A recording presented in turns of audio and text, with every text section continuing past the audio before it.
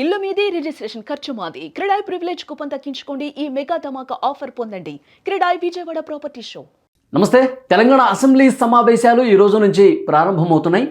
అందరి దృష్టి కూడా మాజీ ముఖ్యమంత్రి బీఆర్ఎస్ అధినేత కేసీఆర్ మీదే ఉంది. ఎందుకంటే ఈ సమావేశాలకు కేసీఆర్ హాజరవుతున్నారు.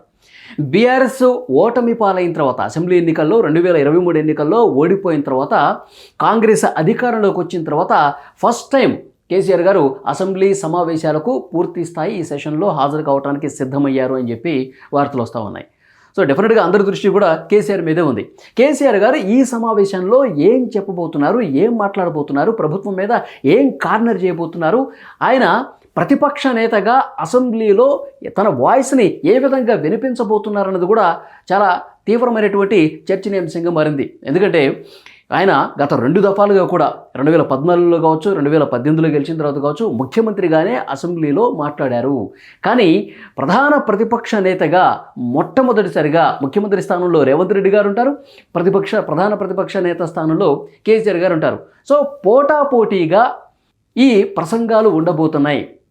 ప్రభుత్వం నుంచి రేవంత్ రెడ్డి గారు అండ్ కో మంత్రులందరూ కూడా గత పాలకులు అంటే కేసీఆర్ గారు గతంలో ఉన్నటువంటి ప్రభుత్వం మీద బీఆర్ఎస్ మీద తీవ్ర స్థాయిలో విమర్శలు చేయడానికి సిద్ధంగా ఉన్నట్టుగా తెలుస్తుంది. అనేక విషయాలకు సంబంధించి at the same time KCR కూడా మొట్టమొదటిసారిగా ప్రతిపక్ష నేత స్థానంలో ఉండి ఆయన కూడా ఈ ప్రభుత్వం ఈ 2 సంవత్సరాల కాలంలో రేవంత్ రెడ్డి గారు ఏమేం చేశారు, ఎక్కడెక్కడ విఫలం చెందారు, ఏంటి పరిస్థితి, ఇవన్నీ కూడా క్లియర్గా మాట్లాడబోతున్నట్టుగా తెలుస్తుంది. మెయిన్ ఫోకస్ మాజీ ముఖ్యమంత్రి కేసీఆర్ కృష్ణా నదీ జలాలకు సంబంధించి మాట్లాడే అవకాశం ఉన్నట్టుగా తెలుస్తుంది. ఈ ప్రభుత్వం పూర్తిగా కృష్ణా నదీ జలాలు పాలమూరు రంగారెడ్డి పథకానికి సంబంధించి ఈ ప్రాజెక్టుకు సంబంధించి తెలంగాణ ప్రయోజనాలను ఆంధ్రప్రదేశ్కు తాకట్టు పెట్టారు. ఎందుకంటే మన ప్రెస్ మీట్లో కూడా ఇదే విషయాన్ని మాట్లాడిన పరిస్థితుంది. కేవలం 45 టీఎంసీల కేటాయింపులకు రేవంత్ రెడ్డి పరిమితమయ్యాడు. చంద్రబాబు నాయుడుకి ఆయన లొంగిపోయాడు. ఆంధ్ర ప్రభుత్వానికి లొంగిపోయి రేవంత్ రెడ్డి పనిచేస్తా ఉన్నాడని చెప్పి మొన్న ప్రెస్ మీట్లో కూడా కేసీఆర్ గారు మాట్లాడిన పరిస్థితుంది. సో డెఫినెట్గా నేను ఒక పెద్ద ఉద్యమమే చేస్తున్నాను, మహబూబ్ నగర్ రంగారెడ్డి జిల్లాల్లో సభలు కూడా పెట్టి ఒక ఉద్యమాన్ని ముందుకు తీసుకెళ్తున్నాను, నీళ్ల కేటాయింపుల్లో అవకతవకలు జరుగుతూ ఉన్నాయి, నీళ్ల కేటాయింపులకు సంబంధించి ఈ ప్రభుత్వం రైతుల్ని ఏమాత్రం పట్టించుకోవట్లేదు, రైతుల ప్రయోజనాలు గాలి కుదిలేసింది.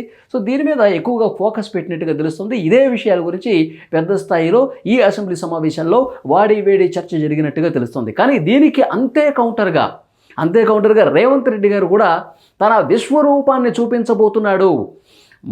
మాజీ ముఖ్యమంత్రి కేసీఆర్కి ఎదురుగా నిలబడి ఫస్ట్ టైం అసెంబ్లీలో శాసనసభలో తన విశ్వరూపం చూపిస్తాడు అని చెప్పి కాంగ్రెస్ నాయకులు ఇప్పటికే మీడియా ముఖంగా మాట్లాడుతున్నటువంటి పరిస్థితి. సో ఏది ఏమైనప్పటికీ కూడా పూర్తి స్థాయిలో ఈ సమావేశాలు వాడి వేడిగా జరగబోతున్నాయి. ప్రతి వ్యూహాలతో ఈ 2 పార్టీలు చాలా బలంగా ఢీ కొనబోతున్నాయి అనేది కూడా చాలా క్లియర్గా అర్థమవుతుంది.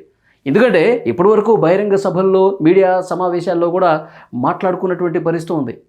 ఈ 2 పార్టీల అధినేతలు, ఈ 2 పార్టీలకు సంబంధించినటువంటి ముఖ్యమైన నాయకులు వాళ్ళ భాష మీద కూడా పెద్ద ఎత్తున విమర్శలు వస్తున్నాయి. ఒకరేమో సన్నాసి అంటారు, ఇంకో పదం వాడతారు, ఇంకొకళ్ళేమో చెప్పు తీసుకొని కొడతా అంటారు, ఇంకొకళ్ళేమో అసలు సిగ్గుందా అంటారు. భాష పూర్తిగా మారిపోయింది. సో అలాంటి భాష మాట్లాడుకున్నటువంటి తెలంగాణ నాయకులు ఇప్పుడు నేరుగా అసెంబ్లీలో ఎదురెదురుగా నిలబడి ఏం మాట్లాడుకుంటారు, ఏ స్థాయిలో ఏం జరుగుతుంది అంటే సజావుగా జరిగే పరిస్థితుందా, ఏమైనా రసాభాస జరిగే పరిస్థితుందా, గందరగోళం జరిగే పరిస్థితుందా, సో ఎలా జరగబోతుందో తెలియదు. కానీ సో చాలా వాడివేడిగా అయితే జరుగుతుంది.